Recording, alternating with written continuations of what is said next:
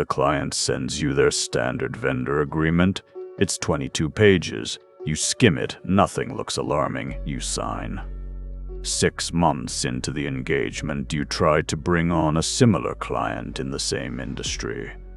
The non-solicitation clause in the agreement you signed prohibits you from working with any company that competes with your client for 3 years across the entire country. You turned down a $60,000 contract because of language you glossed over on page 14. This happens to freelancers every week. Every clause a client includes in their standard agreement is there to benefit them at your expense. Read the contract. Work for hire language is the first provision to locate in any client contract you receive.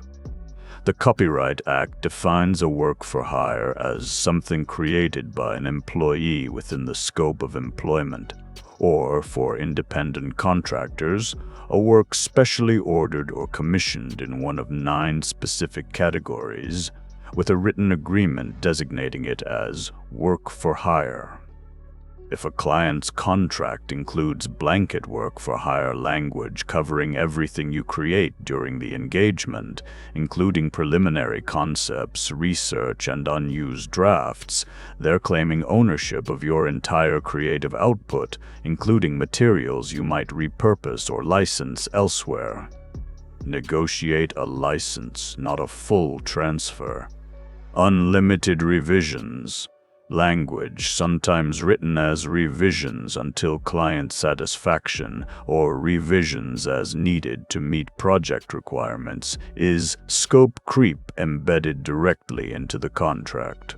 A client who is never satisfied can demand revisions indefinitely under this language, and if you refuse, they can claim you're in breach. Replace any open-ended revision language with a specific number of revision rounds, 2 is standard, and define what constitutes a revision, changes within the existing scope. New directions, additional deliverables, or changes arising from internal stakeholder disagreements are change orders billed at your standard rate. Payment terms of net 60 or net 90 are common in large corporate vendor agreements and devastating for solo operators. Net 90 means you deliver work in January and receive payment in April. If you have 3 clients, all on net 90, you're effectively financing 3 months of their operations at no interest. Negotiate net 30 as your standard. For clients who insist on net 60 or net 90, counter-propose a 2% early payment discount for net 15 payment. Many corporate accounts payable departments will accept this because their accounting system can process the discount benefit. If they will not move on payment terms, price the contract higher to compensate for the float. Non-solicitation clauses are standard in employment contracts, but increasingly appearing in freelance vendor agreements. They prohibit you from soliciting or working with the client's employees, clients, or, most problematically, competitors. A broad non-solicitation clause in a vendor agreement with a large company in a concentrated industry can effectively prevent you from serving an entire market segment. Read the definition of competitors carefully.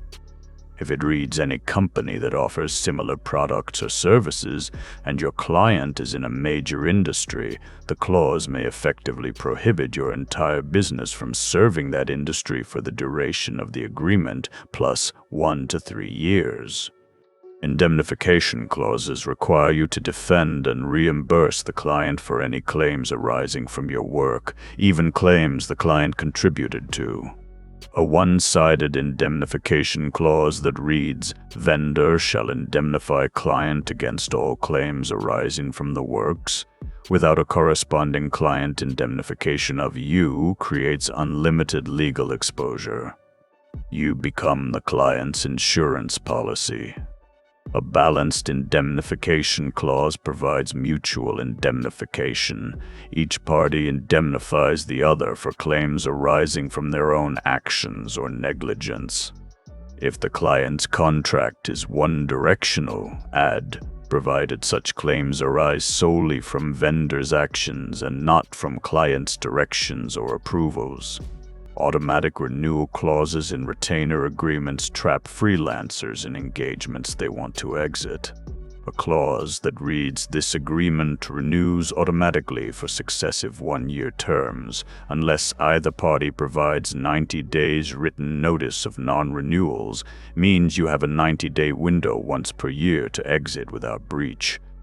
If you miss the window because you're busy doing the actual work, you're locked in for another year. Know your renewal date, calendar it, and negotiate the notice period down to 30 days if possible. 90 days of mandatory continuation is an employment-level commitment for an independent contractor. Confidentiality provisions in client contracts are generally appropriate and often mutual, but watch for the scope of what's defined as confidential. Some agreements define confidential information as any information shared by the client with vendor, which could include the client's name, industry, and the fact that you work together.